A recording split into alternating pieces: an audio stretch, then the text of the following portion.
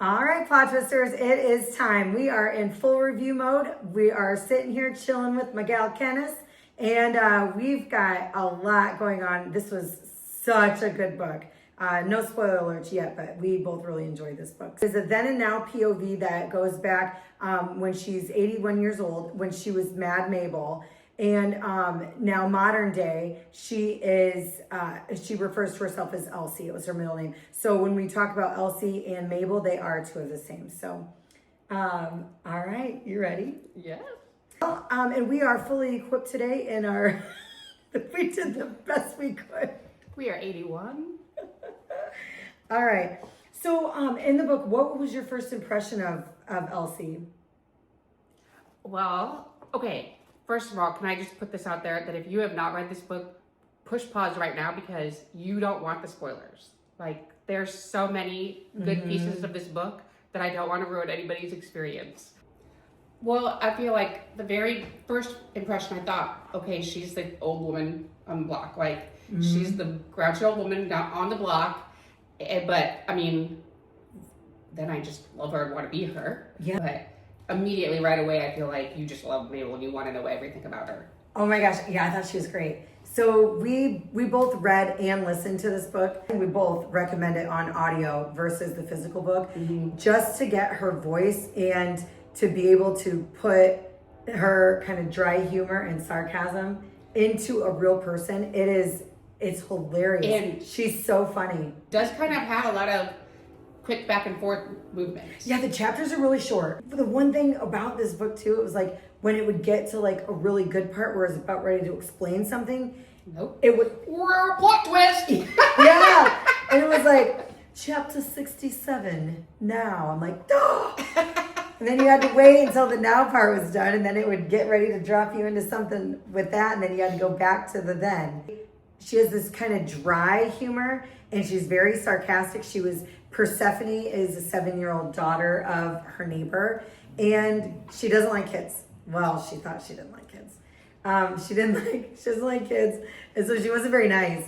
And she was comparing her to the neighbor's yappy chihuahua, and Okay, Persephone has to do a book report. yes, on an old person. Yeah. And she's like, I have to interview an old lady. And she's like, what? Yes, and so she was so deeply offended by that. And then, and that's when she's sending her to the neighbor's house, the neighbor guy's house, who is Isham, or what? How do you say? Ishan. And but he's old too, and so she's like, well, why are you interviewing him? Because the little girl thinks he's dead. And that's kind of what starts the whole like, ooh, it's getting real good, real fast. Yeah, so that happens in the very beginning. And so they end up finding the neighbor dead. And there's somebody in the neighborhood who knows that she used to be Mad Mabel. And so she does become a suspect. But what was so hilarious about it is when the police showed up, she was like, wow. That old grumpy bastard's dead. Okay. No, he was my nemesis. I hated him. And so she's in the state. And she's got blood on her shoes because she rolled him over. Yeah. And then they're like, okay, let me get this straight. Oh, how she got blood on her because she's climbing over the fence. Oh, yeah, she had to hop the fence. And so she got blood. So the day before, she was bringing the dog back, or so she was throwing the dog shit. Yeah, over the. Yeah. So his dog would come into her yard and poop, and she would go pick it up and throw it back over into his yard. Do you not just want to be Mad Mabel? I mean, oh my God, she was so funny. So how did your impression change toward the end of the book? Oh, I just loved her. I know. So I love her too. And you could tell though in the very beginning when you listen to it, you could kind of tell that her sense of humor was also almost like a defense mechanism. Oh, like definitely. She was, trying to cover some kind of internal battle up, I felt. And then toward the end, you find out everything that she's actually been through and why she is the way that she is. So I'm excited to delve into all of that. Oh, yes. Okay. We learn very early why she's got the sense of humor that she has, because we learn how cruel Her father Ooh, is. he was definitely not winning Father of the Year. No, he was terrible. He was awful and horrible. like very narcissistic and controlling of his family. So all of the cruel things that he did obviously impacted Elsie or Mabel. How do you think that throughout her life that she had to kind of internalize and keep that down? Because this took place back in the 50s. I mean, her mom committed suicide. Right in front of her. Yeah. Her Jumped off mom the hears balcony right in front of her. how her horrible father was having, an affair and literally was visiting her in the hospital and jumped off the balcony to her death. I mean, so she has that. She has the no friends. She's like super tall. So they call her names because of that. And she was constantly told that she wasn't pretty. Yeah. And then I think that's, her humor, but also the whole identification of Daphne. Like that was her main source of defense. That creation of Daphne. I didn't see that coming. I can't believe we're getting into that. We can get into that now because spoiler alert. Yeah, there's this whole thing is spoiler. Yeah, because there's a lot that happens at the end that you uncover a lot in a small amount of time. So Daphne is... So in kindergarten, there really was a real Daphne. Yes. And then she ended up having to move to a different school. She moved into another country. Yeah. So, like, Elsie or Mabel, in her mind, creates Daphne as this true human. She's literally... As her friend. Yeah. Sees her, talks to her, does all of these things as her coping mechanism. Yeah. To kind of deal with some of the things that the trauma from her horrible father, the death of her mom, the not having, any acceptance or, friendships at school. Like, Daphne is her only friend, really, for a while. Yeah, I didn't see that coming. That you don't find out, it's the last sentence in the book. Well, you find out that she's made up, and then Persephone, okay, we'll get to that. And so, yes, so it was like her best friend throughout the entire book. So when it came out at the end that she was made up, I'm like, what?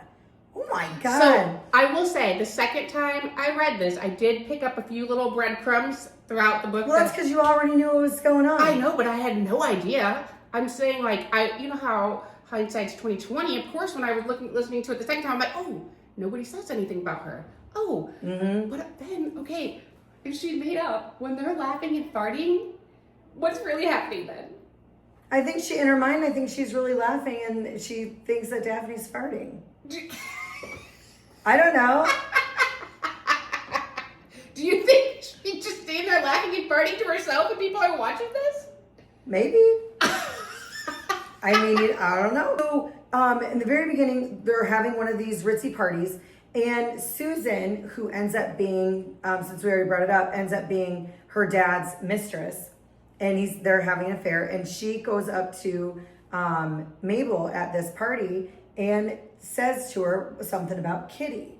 And so Mabel's like, Kitty, who is Kitty? And that's when her dad comes in and is like, oh, we can never speak of Kitty, especially to Mabel. So it's her baby sister who ended up dying. She had polio, but the reason they blamed it on Mabel was because didn't they think that Mabel contracted it at like school or from somewhere else? Yeah, and opened the door. She opened the door, and then but Mabel had polio, and then once she opened the door and let Kitty out or whatever. Oh my God. So then when she does that, then Kitty ends up with polio, but Mabel makes it and Kitty does not. Right. And I think that, she internalizes that when she, how old was she when that happened? 3, 5? Who wouldn't want to play with their little sister at 3? Yeah. And so, but then it was like, it was a little bit weird because remember when her mom was like, well, but I don't think that it was you because she couldn't reach the lock. So I think the dad did it. I do too. And ended up blaming Mabel. So now we'll get into Daphne. I was just blown away. So when she turned out not to be real. Yeah. You think the whole time, literally until they blow that, plot twist. Woohoo! Yeah. You think that she is a real person. And I'm like, oh my gosh. Oh my gosh. Well, so when Mabel was, so after her mom committed suicide, after Mabel's mom committed suicide, so Cess lived with them, right? That was Mabel's mom's sister. They lived in the same house, and so Cess had what'd she call her? A bosom friend? A bosom buddy. A bosom buddy. Right? Ness. Yes. Ness. Vanessa. Those Cess and Ness. And they were lesbians. And you know that. We know that. But she just would call them bosom buddies. And she'd always go, when she was younger, she was like, I want a bosom buddy, just like Cess has with Ness. And so and then Daphne left, and that's when I think she brought Daphne to life, because she did always refer to her as her bosom buddy. You know, but they didn't ever have, that would have been And they weird. had like little nicknames for each other, like, you know, she called her Mabeline, and nobody else called her that, and just little things like, you know, that you would imagine 7-year-olds, you know, little kids doing. Yeah, that shook me when she wasn't real. I'm like, Which oh I my find God. is surprising, because usually you find the plot twist before I do. I did not catch that one. I didn't catch any of them in this book. That's how good it is. You guys have to read this. I didn't catch one. So 7-year-old Persephone, that is the neighbor's daughter. She moves in next door to Elsie. And she loved Elsie and Mabel. Remember, they're the same from the beginning. Yeah. Why do you think she was so fond of Mabel? I think because she obviously was 7, so she wasn't listening to the rumors and gossip that were around town about Mabel. She went in there completely, you know, open, and just kind of, sometimes you find what you need, and if she needs that, you know, relationship in her life. And she didn't have many friends either. That was a big part of the book, was that Persephone also didn't have many friends. And her mom worked a lot. She was a single mom.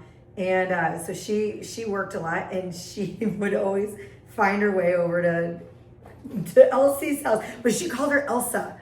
Remember, she would call her Elsa, and Elsie would be like, it's not Elsa, it's Elsie. She was so... Okay, what? Hold on. Wait. Persephone comes over, and she's like, hold on, she's handing out substandard pictures that she's drawn, and then she returns to see if they were properly displayed in our homes. What? But so she's talking about how she's always going to the neighbors' houses, and she's drawing pictures of the neighbors, and she's like, here, I made this for you, and then she'll come back later to see if you have it displayed in their house. Like, that's just one of the things, like, Persephone was constantly looking for that, you know, friendship in whoever. I think because kids are so, like, they pick up on stuff that adults don't. So I almost feel like Persephone somehow knew that Mabel needed someone, you know? They both needed each other. They did. Toward the end, they have a very strong bond. And when we get to what happened at the very end, you'll kind of see what that is. Okay, I got one for you. What? All right.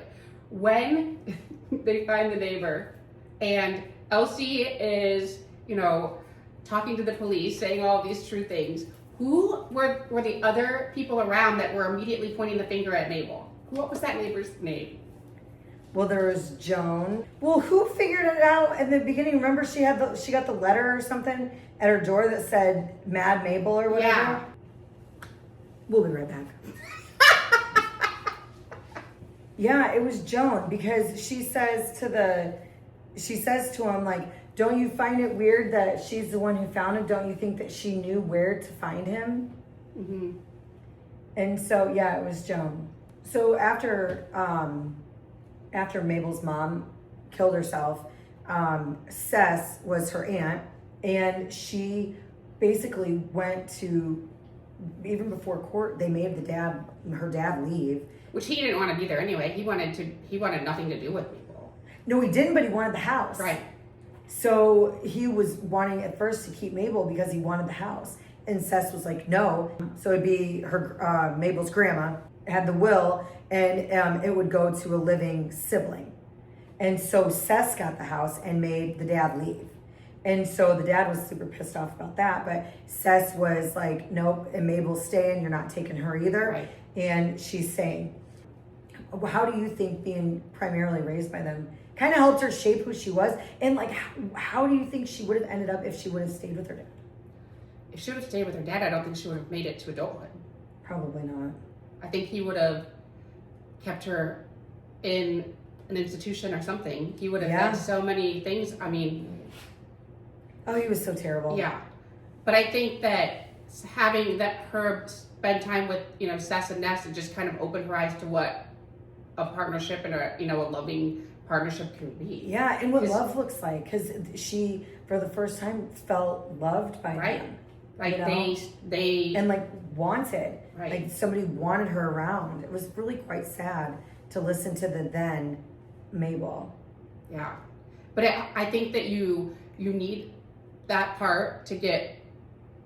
Oh, you do for sure. Oh, 1,000%. But I think that just hearing the differences in when she's talking about her time then, and then you can hear the when the father tries to come back and get the house back, and Sess and Ness are like, over my dead body, let's, and they just like take him, they're like, we're gonna do this, this, and this, and that part I was like, yeah, keep going, yeah. Like, yeah, but then he killed her. So they're fighting over the house, right? Yeah. And it's kind of just come out, like she's finally kind of put two and two together about their relationship, right? Yes, she did. Well, she didn't put it together. When the dad came in to get the house back, they were in bed together, and they were naked. And so Sess and Ness were. And so I think that was the first time that Mabel was like, whoa. Yeah. Yeah, and so Ness took off, and yeah, he ended up killing Sess. And then Mabel sees this. So she unalives his ass. When she finds him, he goes, Mabel says, you killed her. She sees the dead body, and her dad goes, no, Mabel, you killed her. And so then that's when Mabel was like, picked up that umbrella and got him in the neck a couple times. And then she actually ended up doing her prison time. Well, it wasn't even prison. She ended up going to a mental institution. So that was where Ness really comes in helpful, because she was the librarian, right? So she kept all of Mabel's diaries. And in these diaries, she writes these very detailed events of things that happen at her school, who she plays with, who she doesn't. And so in this diary, you can see that she is talking to Daphne well beyond the time Daphne's there. And so that was used as evidence to say she is not with her right mind to have her go to the mental institution, the mental health facility instead of jail or prison. Yep. So, yeah. But she did go for both murders. Throughout the story, as you're reading, Mabel is agreed to this interview with these YouTubers. They kind of have been doing some true crime, and she was the youngest convicted. She was the youngest convicted murderer in Australia. Yeah, so they were like, there was pieces of your case that we kind of, we found when we were researching, and we'd kind of like to hear your side of it. Why do you think she finally decided to do it and to tell her side of the story? I mean, she was 81 years old. I think it was time for her to go above the rumors and the gossip and say, this is really what my life was. Because when the neighbor dies, and that's kind of how she gets sprung up into it all over again. And she's like, whoa, listen. She was surrounded by death at every angle, though. And she wasn't necessarily involved in it, but in some way, shape, or form could be made to look like she was. It was crazy. The little boy, when he got hurt at school, and Billy, Well, yeah, because she pushed him. So yeah, he was being an a-hole to her, and she ended up pushing him. And what happened? He fell down and hit his head, and he was in a coma for like a month. Yeah, and so they're, the whole time that's going on, I mean, she's only getting further isolated from anybody at school, because they're like, she's mad. She tried to do this, and there's one person that kind of stays by her. Christos. Mm-hmm. Yeah, He comes in later. he was nice to her, and then which kind of shocked me because he was friends with Billy for a while, and then all of a sudden when he was, started chatting and hanging out with Mabel, he was just like, okay, Billy, like no more, and he didn't try to hide her or anything. So I thought that was kind of cool. Yeah. Okay, so we were speaking of Christos. Yeah. And how he comes into play a little bit later in the book, because we find out as we're reading that there is this neighbor, Peter. Is one of the neighbors that she gets along with. Yes, and she kind of, what did you think at the beginning, well, kind of like earlier in the book, when Persephone comes over into that room, and she's like, you can't go in that room, you can't go in that room. And in that room, she's got the shrine of Peter. Yeah. And so I'm like, okay, what's happening here? Yes. So I kind of thought for more than a brief moment that I did think that something was going to happen at the end that did tie her to all these murders. You did? Mm-hmm. See, I thought that she was like obsessed with Peter. Well, I thought she was obsessed with him, and that, I don't know. Yes, that's when I. But I thought, like, are they romantically involved? Like, I didn't think it was going to be how they're really related. I didn't think that either. I thought that she was like this crazed, like obsessive. Yeah. Had this obsession with Peter, and then all of a sudden at the end, when she's being interviewed by these YouTubers, they're like, okay, and we know that you ended up giving birth while you were in the mental institution. You find out Peter was adopted by Ness. So she ends up taking in all of these children and families that need help. And so she adopts this little boy, Peter. And you find out during that interview that when they ask her about, her having a baby, she goes, yes, he was Greek. And I didn't even hold him because I knew they were going to take him away from me. That was the only time I ever got to see him. And then this was all, the whole book was good, but there was so much that happened in like the last probably 20 minutes of the book. You're just like, whoa. Yeah. So you were completely surprised by that big reveal? Yeah, 100%. I was completely surprised. I was genuinely completely surprised by every single one of these plot twists. I didn't see that Daphne was going to be a made up person.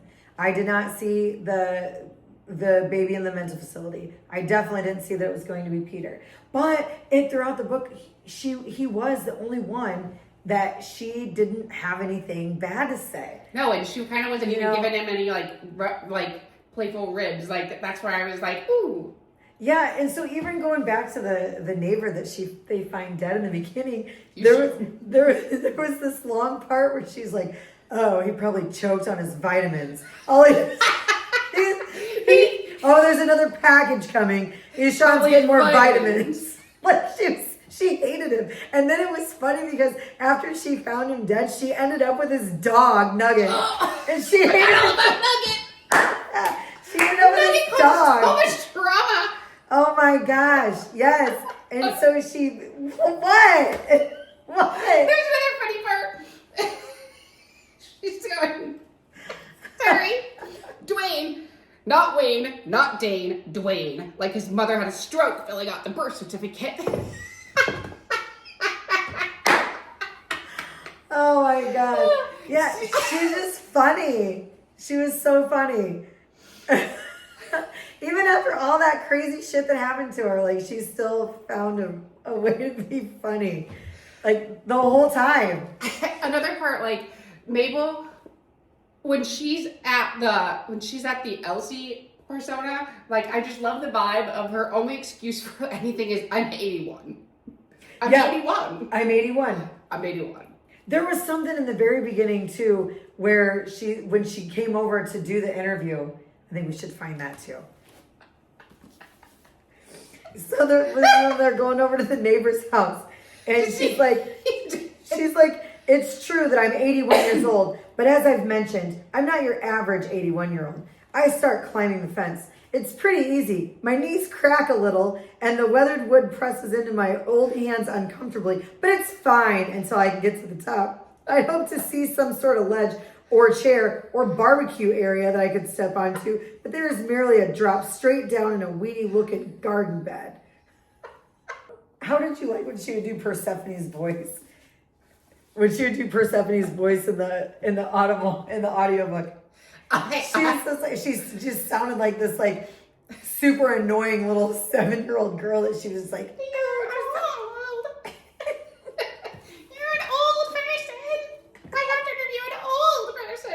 yeah. Oh my gosh. So Elsa. Elsa. Yeah.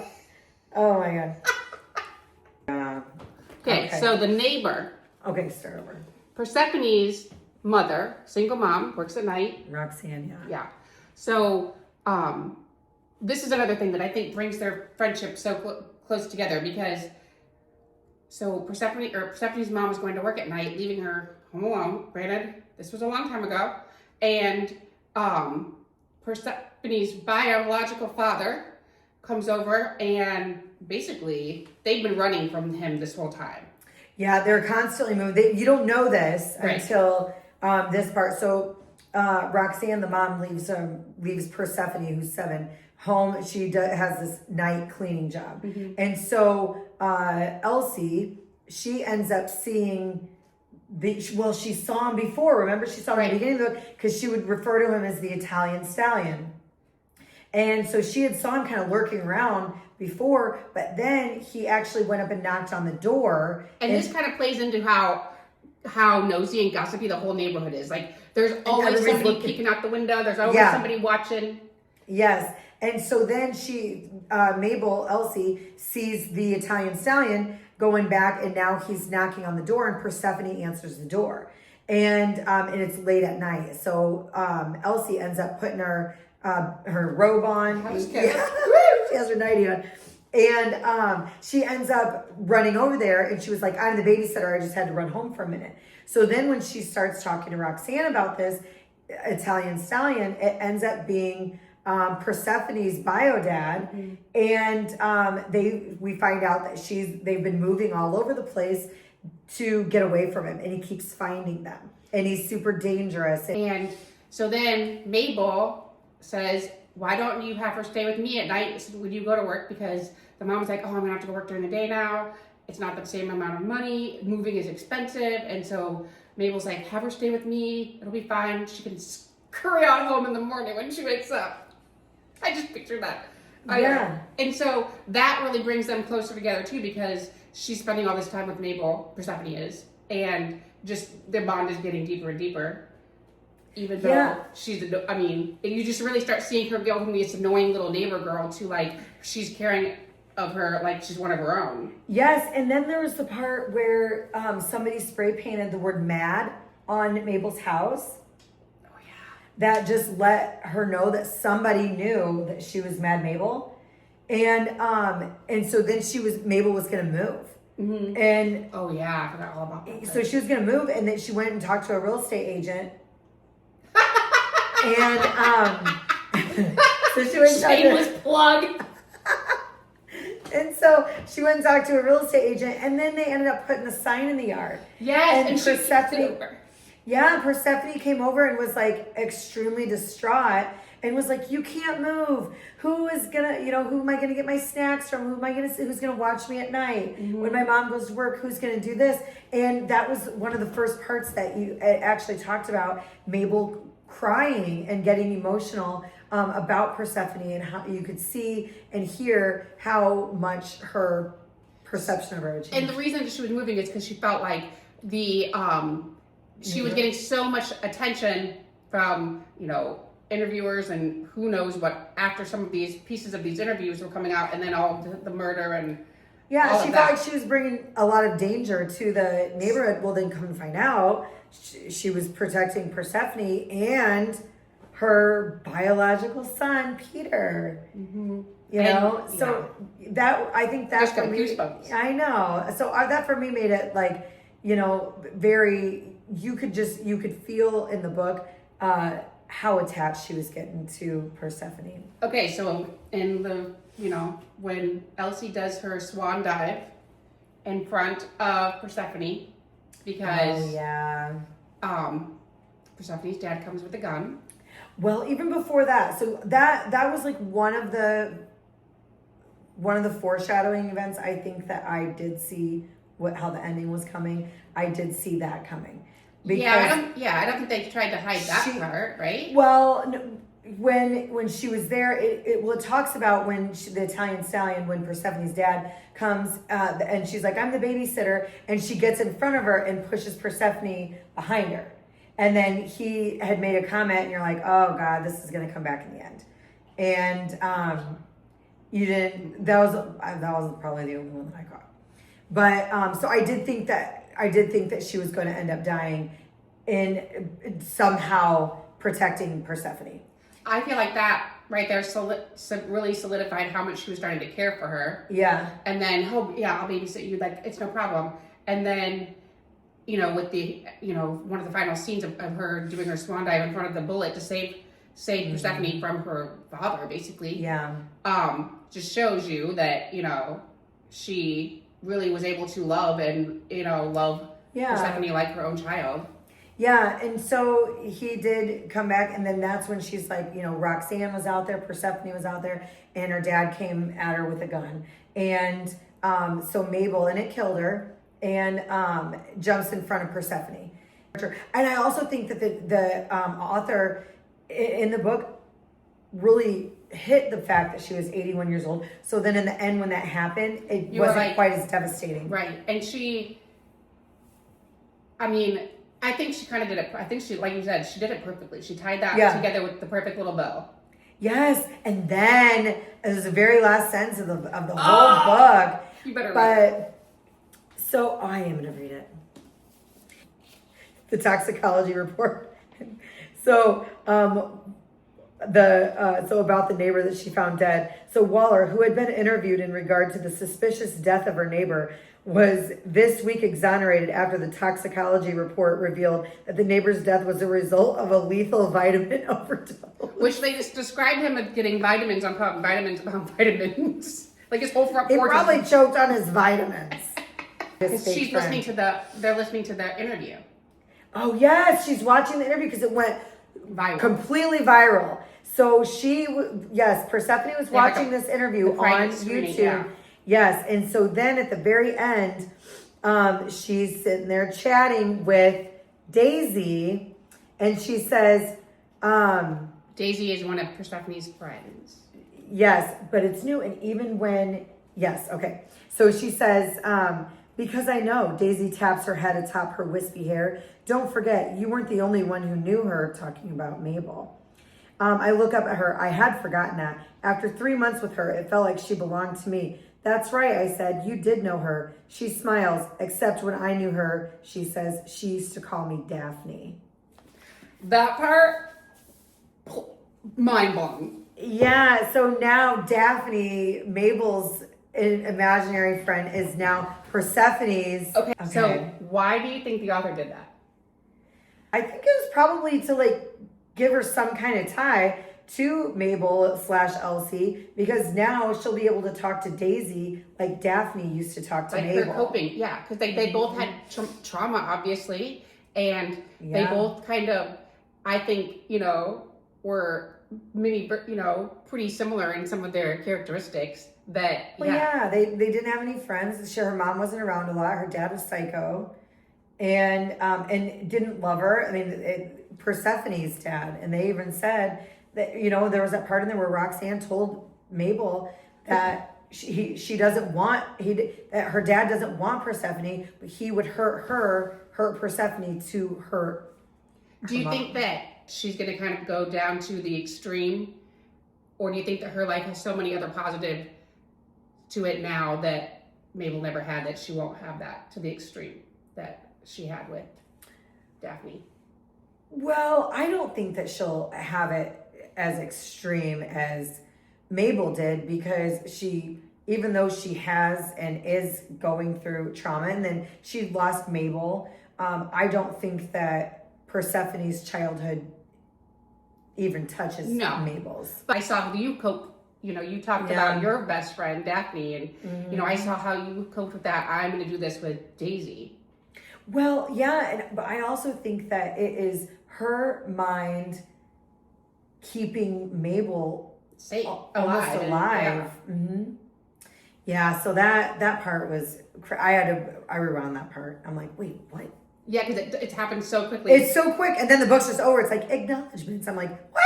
Wait a minute. And if you are like, yeah, I had to do the same thing, especially the first time. I was like, wait a second, did I just get this right? Did I just read that right? And okay, I need this made into a movie like right now. I know. I will wear this and go watch it immediately. I will wear this. Oh, so did we even say that Christos was the dad? Oh no! I can't put my cards down. Which, if you're not paying attention, you don't pick up on that because they really don't say that they got It was together. quick. No, they don't just say laid that at at the all. beach.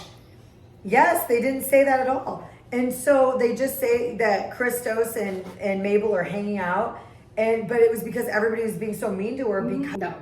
But I also feel like if there was ever a book to go by the podcast namesake of stirring the plot twist, it's this one. Yeah. They She were is all stirring over the so place. many plot twists in there. Would you recommend it? 1,000%. I would actually recommend that you read it or listen to it more than once. Yeah, I almost feel like you've got to do the audio. the audio makes it so much better. It does. The narrator was just absolutely perfect for this character. Yes. How many stars?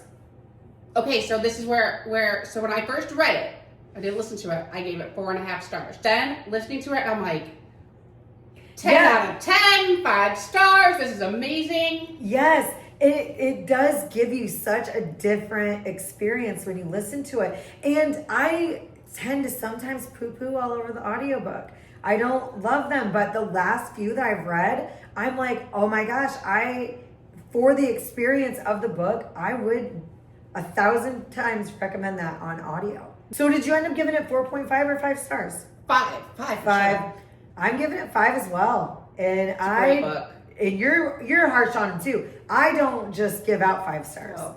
And so yeah, this is definitely a 5-star read for me. Yeah. And a 6-star listen. Well, thank you very much, Plot Twisters, for tuning in, and we'll see you next time. Keep on twisting, plot twisters.